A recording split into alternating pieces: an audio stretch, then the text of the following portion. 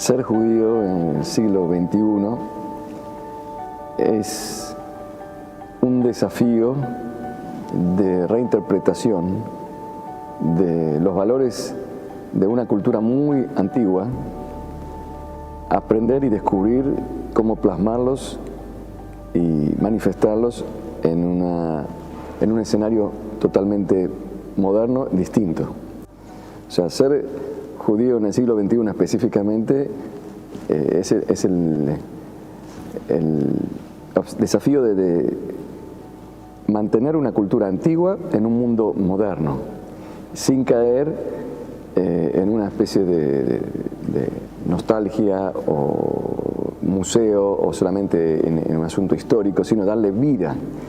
Es muy difícil cuando uno tiene una cultura tan antigua darle vida. Generalmente las culturas antiguas quedan para uso de científico, de estudio o de museo.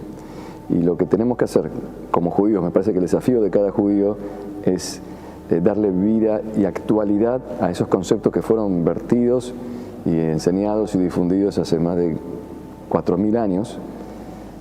Y no todos tienen esa capacidad, porque para eso hay que estudiar el judaísmo, hay que descubrirlo, hay que profundizarlo. El judaísmo es, como toda religión, tiene esencias. Las esencias van recubiertas con historias, con leyes, y nosotros como misión tenemos que ir al fondo de la cuestión y saber cuál es la raíz, cuál es el alma. O sea que después de 4.000 años puede ser que un judío no reconozca el alma y la esencia del judaísmo, porque pasó tanto tiempo y se queda con la parte superficial. Pienso que ser judío en el siglo XXI es un desafío, y el desafío consiste en descubrir la actualidad que tiene nuestra milenaria cultura. Bueno, la cultura sefardí en el mundo judío en general, y no solamente en el mundo judío sefardí, es prácticamente la que marca la línea de pensamiento y de conducta de toda la nación hebrea, porque los sabios que se forjaron en la península ibérica, en España específicamente, son los que hasta hoy en día actualizaron y pusieron al día la tradición. La tradición, la misión de los rabinos es justamente hablarle a la generación actual. Y la última, digamos, actualización grande que se hizo en la historia fue en España. Y hasta hoy en día seguimos, todos los judíos del mundo, sefaradís y ashkenazí, siguen con los grandes maestros, sabios y rabinos de España. Por eso, hay una pasión y un anhelo de mantener viva toda esa epopeya sefardí, española, judeo-española, porque ahí está la esencia de la continuidad de la tradición hebrea. Entonces se hacen muchos esfuerzos por mantener la cultura, recordar, investigar, transmitir a las próximas generaciones, que a veces no a todos les interesa, pero cuando la descubren se maravillan. Nosotros tenemos uno de los programas en nuestra institución, es hacer viajes a España y Portugal también, donde también hay, incluso también Turquía y otros países, pero principalmente España, donde los jóvenes van a descubrir las raíces judías en España. Todos los años mandamos un grupo de jóvenes universitarios. Van de una manera y vuelven maravillados porque no se imaginan, hasta que no llegan ahí, aunque no quedó físicamente ningún edificio, ninguna estructura, pero la experiencia de vivir en España y estudiar ahí sobre las raíces judías en Sefarad, vuelven maravillados.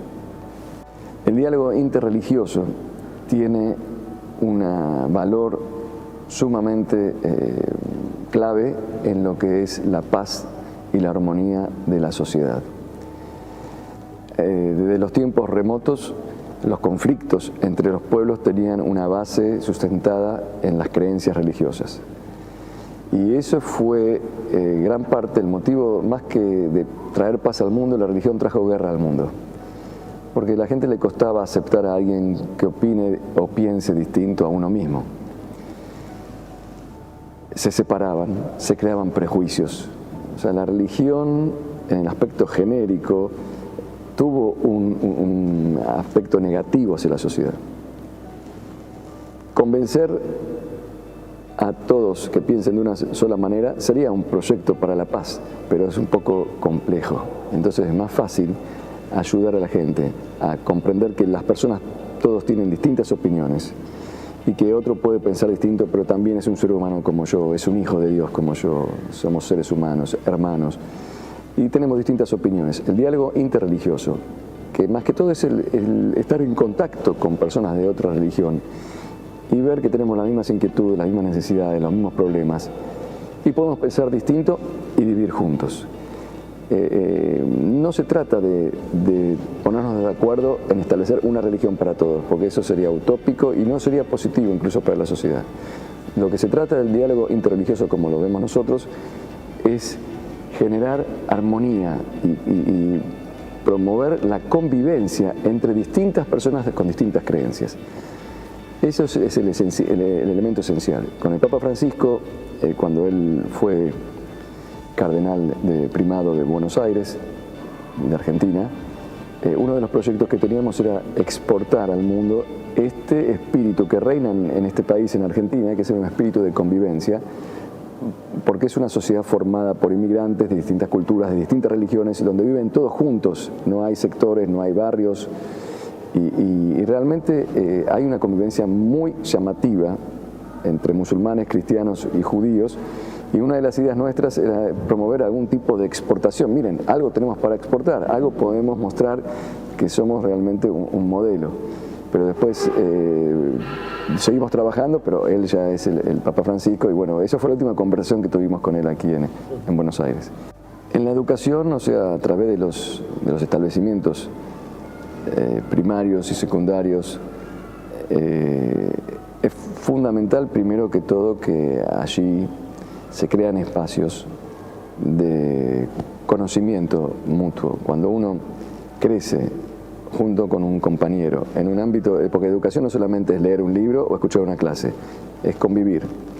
En los ámbitos donde se estudia, el contacto y la interacción entre personas que tienen distintas creencias ya es un elemento positivo y genera cierta armonía y comprensión. Después está también en el ámbito académico o educativo en sí, que se debe aprovechar esos espacios para enseñarles a los jóvenes que están entrando al mundo lo que ya existe y que no se enteren después por personas malintencionadas tergiversando lo que es la religión del que piensa distinto. Entonces, ¿qué mejor que aprovechar los ámbitos educativos para explicarles, esto es el judaísmo, esto es el cristianismo, esto es el islam, estos son otras religiones? Y después, cuando alguien tenga en el futuro, porque hay personas que utilizan la religión para intereses o para generar odio o para otros objetivos no santos, los jóvenes ya están preparados y saben lo que es el judaísmo, saben lo que es el cristianismo, saben los procesos, las historias, entonces van a estar menos expuestos a que sean manipulados con el argumento de la religión. Porque el tema de la religión, en definitiva, hay que entender que es como hablar en nombre de Dios. Y no todas las personas están dispuestas a analizar cuando me hablan en nombre de Dios. A muchos se entregan directamente a cumplir lo que me dice el profeta, o el clérigo, o el santo, o el rabino. Entonces tenemos que crear antídotos en las sociedades para que no caigan en manos de personas que manipulan a Dios manipulando la religión. Esa es la importancia que tiene la educación para el tema del diálogo interreligioso y la convivencia entre las personas. Para evitar este tipo de crímenes trágicos hay que educar a las generaciones para mantenerlos prevenidos a no caer en este tipo de manipulación.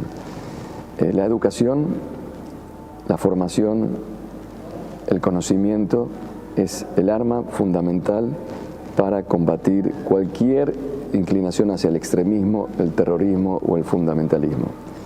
Generalmente el fundamentalismo o las actitudes drásticas o terroríficas son ejercidas o ejecutadas por personas que son fáciles de manipular. Uno es fácil de manipular porque no tiene una personalidad formada, no tiene convicciones, a veces porque no tiene que perder. Entonces, cuando mejor se contribuye al bienestar de los seres humanos, ya sea en el punto de vista educativo y desde el punto de vista material también, porque hay gente que no tiene familia, no tiene trabajo, no tiene dinero, entonces viene alguien y lo conquista, lo recluta para cualquier objetivo sin saber lo que está haciendo. Entonces, el bien es el único medio para exterminar el mal. ¿Qué significa el bien?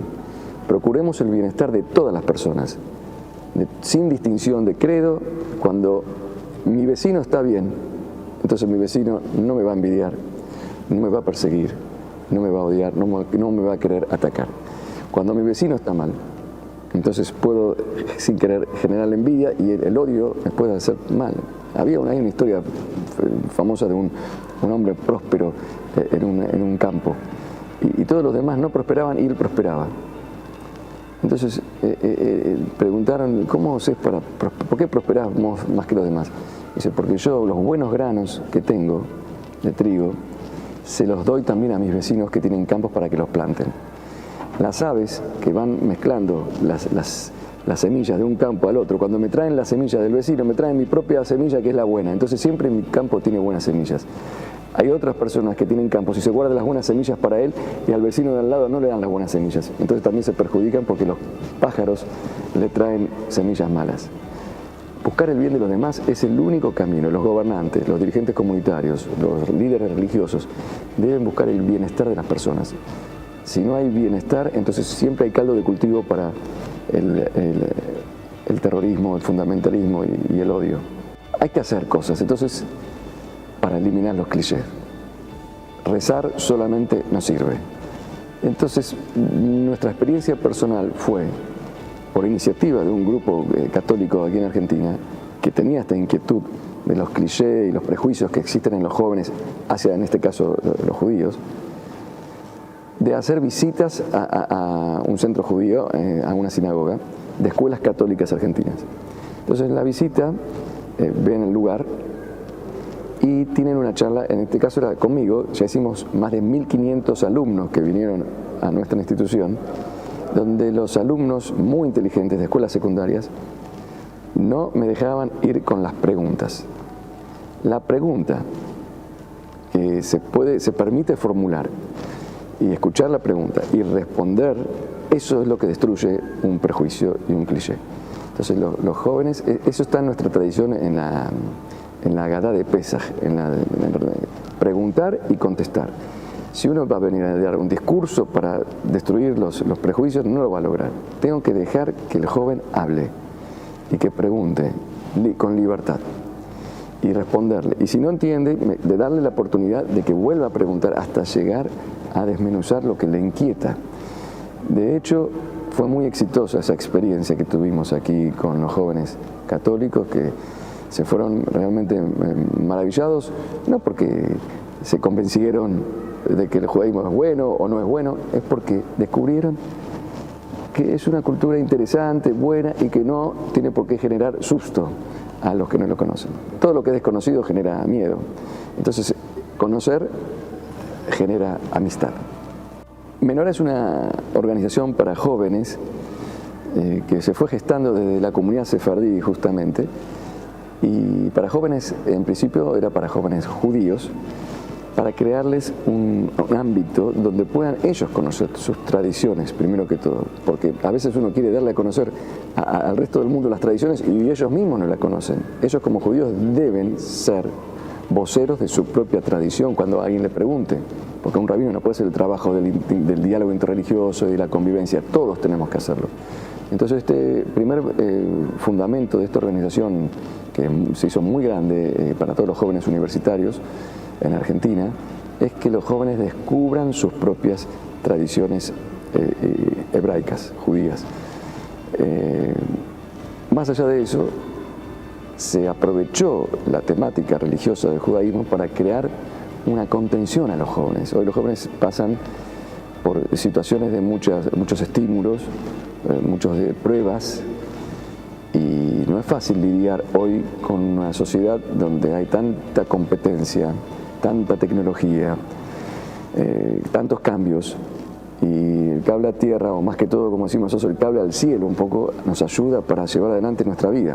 Entonces también los valores judaicos, que son valores, cuando se estudian bien, que fortalecen el espíritu, ayudan a los jóvenes. Ese fue el segundo objetivo. O sea, primero, que conozcan su tradición. Menorá también hace que los jóvenes utilicen y aprovechen el judaísmo para fortalecer su personalidad como buenas personas, positivos para la sociedad. Y tercero, que desde Menorá se creen vínculos de los jóvenes judíos con jóvenes de otras religiones para este gran desafío que tenemos los hombres de vivir en paz. Y los jóvenes son los que van a hacer la revolución del mundo. La revolución de la paz la tienen que hacer los jóvenes. Por eso apostamos este movimiento Menorá a la juventud, que fue auspiciado por tantas personalidades, y seguimos trabajando cada vez más. Y lo hacemos también con un espíritu sefaradí, español, porque el espíritu sefaradí es el espíritu de la convivencia de todas las religiones en esa época de oro que vivió España. Mi nombre es Isaac Saca, soy el gran rabino de la comunidad sefardí de Buenos Aires, presidente de Menorá, que es Organización Mundial para la Juventud, y quiero aprovechar este momento para enviar un afectuoso saludo y una bendición a todos los amigos del Centro Sefarad en España, a quien tanto aprecio, a quien tanto valoro, y que es un centro digno de emular por todos los países. Me parece que en ningún país del mundo existe una organización así, gubernamental, que está tan consustanciada con los valores y los principios del judaísmo, los difunde y los genera un diálogo de paz y de armonía con todos los sectores de la sociedad. Al Centro Sefarad, que es un ejemplo de institución, nuestra bendición, nuestro agradecimiento y nuestro afecto constante para todos ustedes.